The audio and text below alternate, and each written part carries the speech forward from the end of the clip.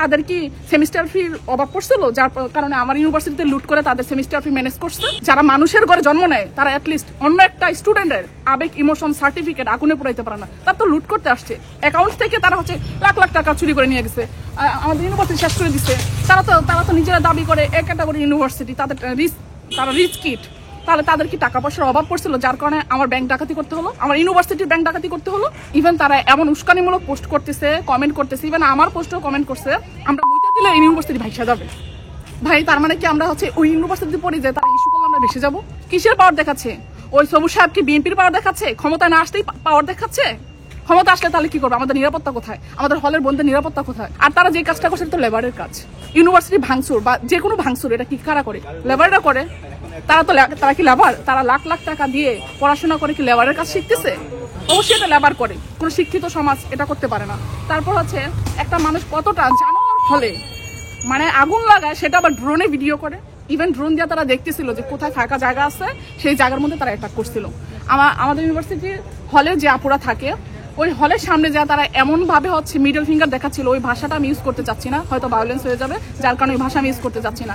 এমন ভাবে তারা হচ্ছে টিজিং মূলক কথাবার্তা বলতেছিল যে আপুরা কোনোভাবে যদি হচ্ছে তারা হলে ঢুকতে পারতো, আমাদের আপুদের শেষ করে দিত। ইভেন তারা শেষ করার অনেক চেষ্টাও করছে।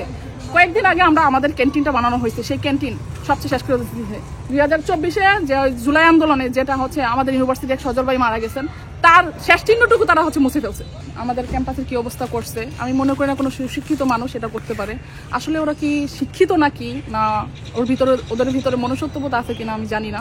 যদি কোনো মানুষের ভিতর মনুষ্যত্ববোধ থাকে, সেই মানুষ অ্যাটলিস্ট পারে না অন্যজনের আবেগ ইমোশন আগুনে পুড়াই দিতে। ভাই এটা আমাদের আবেগ, আমাদের ইমোশন, হাজার হাজার সার্টিফিকেট এখানে আগুনে পুড়াই দিচ্ছে, আমাদের গাড়ি আগুনে পুড়াই দিচ্ছে। কয়েক মাস আগে আমাদের নিউ গাড়ি নিয়ে আসছি, আমরা কত কিছু করে আমরা আন্দোলন করে গাড়ি নিচ্ছি যে আমাদের যাতায়াতের প্রবলেম হয়, সেই গাড়িতে আমরা এক মাসও চড়তে পারি নাই, আগুনে পোড়াই দিছে। আমাদের ভার্সিটি হচ্ছে আমাদের ভালোবাসার জায়গা, আবেগের জায়গা, ইমোশনের জায়গা। এখানে আমরা পড়াশোনা করতে আসি, এখানে আমরা কোনো সন্ত্রাসী করতে আসি না, কোনো মারামারি করতে আসি না। তবে এতটুকুই বলবো, ড্যাফোডিল ইউনিভার্সিটির প্রতিষ্ঠাতা যে সে কি তার ইউনিভার্সিটিতে সন্ত্রাস লালন করতেছে কিনা, সেটা যদি জীবনে কোনোদিন তাকে আমি দেখতে পাই, তাকে শুধু একটা প্রশ্নই করবো, তার ইউনিভার্সিটি থেকে কি সন্ত্রাস পালিত হয় কিনা। আমরা এত কিছু জানি না। যেই টাইমে আমাদের পরীক্ষা ছিল আমরা ওই টাইমেই পরীক্ষা দিতে চাই, সেটা রুমের ভিতর নিয়ে দিবে না কোথায় রাস্তায় বসে আমাদের পরীক্ষা নিবে তা আমাদের জানার বিষয় না। যেই ক্ষয়ক্ষতি হয়েছে আমরা সম্পূর্ণ সেই ক্ষতিপূরণ চাই। ইভেন আমাদের ভাইদের যেভাবে হামলা করা হয়েছে, যেভাবে মারধর করছে সন্ত্রাসী মতো তারা এসে, ওইটার ক্ষয়পূরণ আমরা চাই। ইভেন এই university as soon as possible, যত তাড়াতাড়ি সম্ভব আগের অবস্থাতে ফেরত চাই। এই ইউনিভার্সিটি অবস্থা আমরা দেখতে পারতেছি না, আমার ইউনিভার্সিটি আমি এই অবস্থাতে দেখতে পারতেছি না। অ্যাজ স্টুডেন্ট হিসাবে আমি এটা দেখতে পারতেছি না।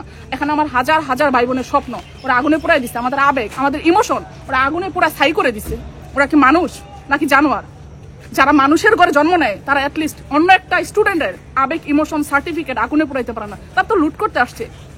তাদের কি সেমিস্টার ফির অভাব পড়ছিল, যার কারণে আমার ইউনিভার্সিটিতে লুট করে তাদের সেমিস্টার ফি ম্যানেজ করছে?